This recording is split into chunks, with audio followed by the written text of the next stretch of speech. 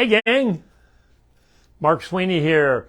It must be Wednesday, and actually it's the first Wednesday in May. So as you may know, if you've tuned into Wisdom Wednesdays before, I'm Mark Sweeney from Austin Dental Spa.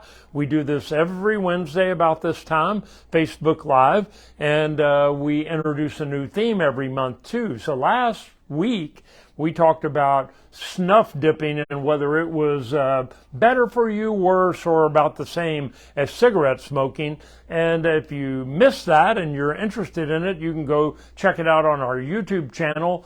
We've got things archived also through our website. This week, why am I holding this silly flower? Well, first of all, it doesn't have a smell. It's not real. It's florist flowers. But we're going to talk about blossoming in May, because you know the old saying we all grew up with, April showers bring May flowers. And you know, we had a lot of April showers. We're due to get a few more within the next week, in May even. But we decided to use that theme in May to talk about how springtime is a time for regrowth, renewal. So all month, each Wednesday, we're going to be talking about things you can do to renew or blossom in the month of May. And today's going to be no different. We're going to talk about something that costs very little in time or investment of money, almost nothing.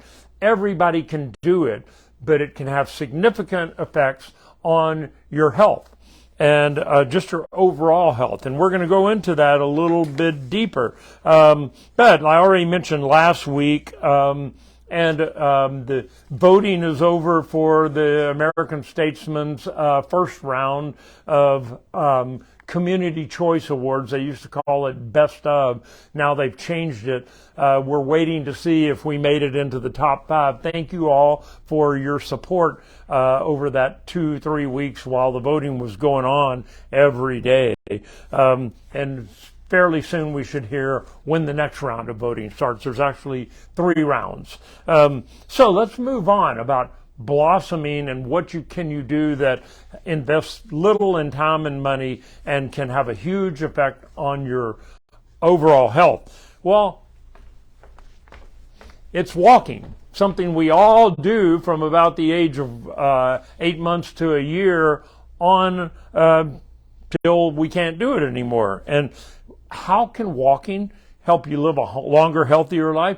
Well, Harvard's, what do they call it? Harvard Health Publishing. I get this newsletter every week and sometimes twice in a week. They just came out with a study. This is really new information. The Harvard Nurses Health Study has been tracking the health behaviors of more than 200,000 women for more than 3 decades. That's 200,000 women for 30 years, for 3 decades, and they found that moderate walking for an average of 30 minutes a day can lower the risk of heart disease, stroke, and diabetes by 30 to 40%. 30 to 40%. And lower the risk of breast cancer by 20 to 30%. And this is aside from genetic markers. We're going to get a little more into that. We're going to talk about 5 benefits that you can get from just walking, and we'll talk about the various amounts of intensity, the variables involved in there. Harvard researchers in this one study, they followed 70,000 women from ages 40 to 65 for 8 years and found that walkers were less likely to die from heart disease. Those who logged 3 or more hours a week, or 25 minutes a day, is about 3 or 4 hours or more hours a week, reduced their risk of dying by 35% from heart disease. They didn't reduce their risk of dying, but, you know, because walking, I guess you could get hit by a car or something. So in that way, you might actually increase your risk. But they reduced their risk of dying of heart disease by 35%.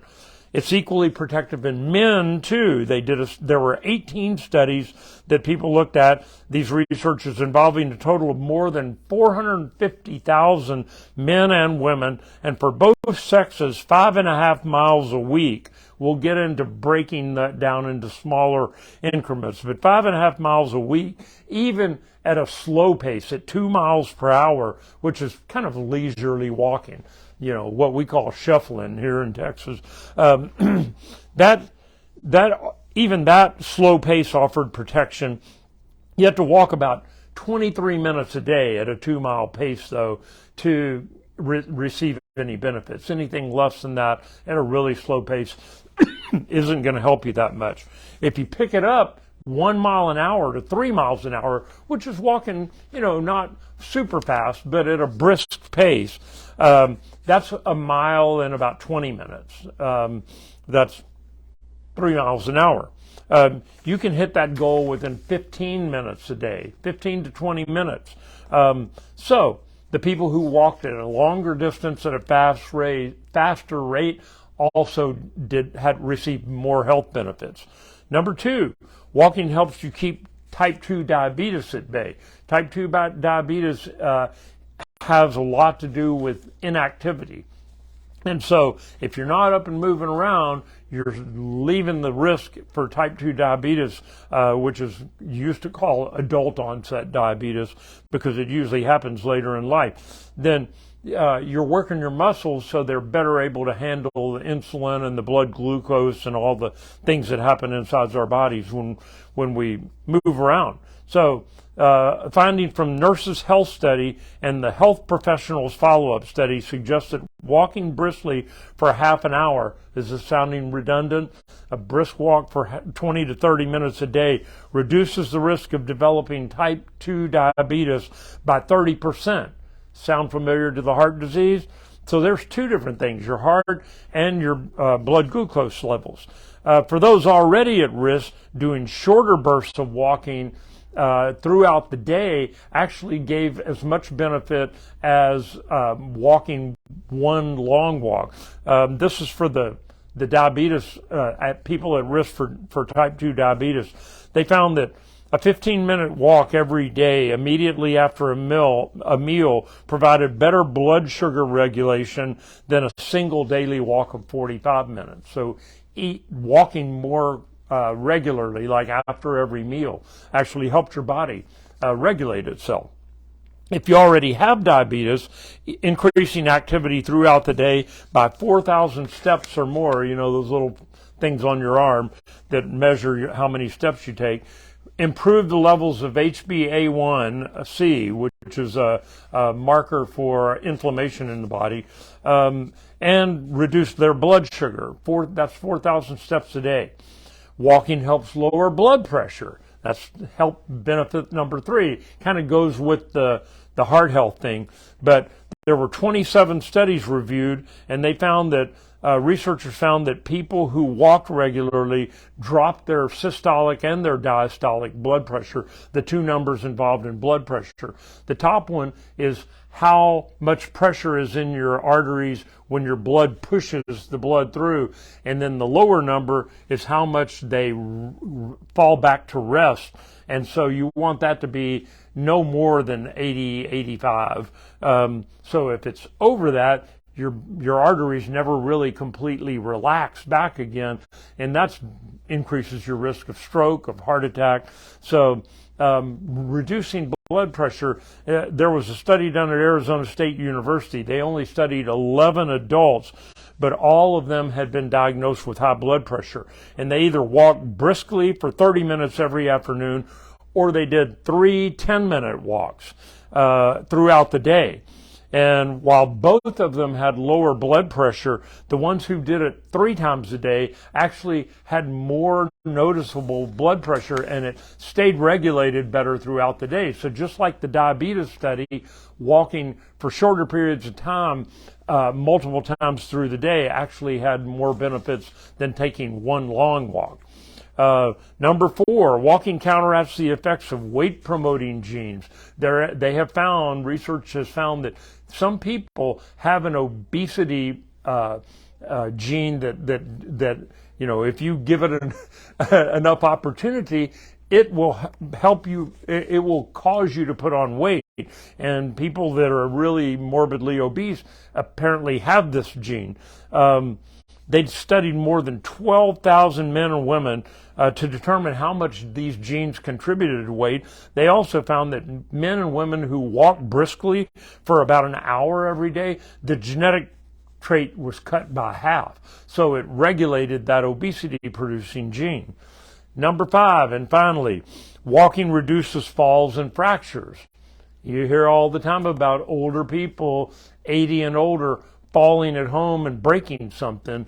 The girl who cuts my hair is younger than me. She's over 50 but under 60, and she fell in her garage and broke her wrist. So that's why my hair is a little longer than normal. She's kind of out of commission right now. I think she's supposed to be ready by Friday. But walking helps keep your muscles strong, keeps your heart pumping better, it lowers your blood pressure, and it makes you less likely, it just stands to reason that it would make you less likely to fall because your muscles are stronger and your balance is going to be better. So people who walk regularly had a 41% lower risk of a hip fracture if they did fall. So, health tip of the week. There's 5 things that walking helps you with. The health tip of the week: avoid sitting disease, sitting for hours on end. And that, I'm fortunately out of a job. I can get up and move around a little bit during the day, but I also sit for long periods of time.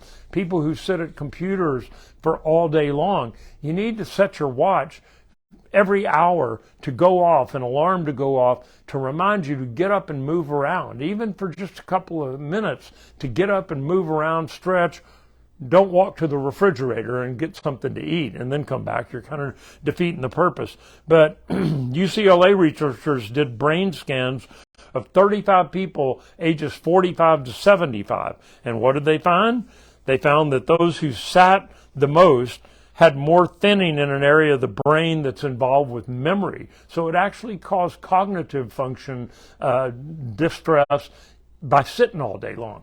So set your alarm on your clock and get up and move every hour. If you're in a sedentary job, it might just help you in a lot of different ways. And get out there and walk. That's my advice to you. We'll see you next week for another version of May's Wisdom Wednesday, and we'll tell you more ways you can blossom in the month of May.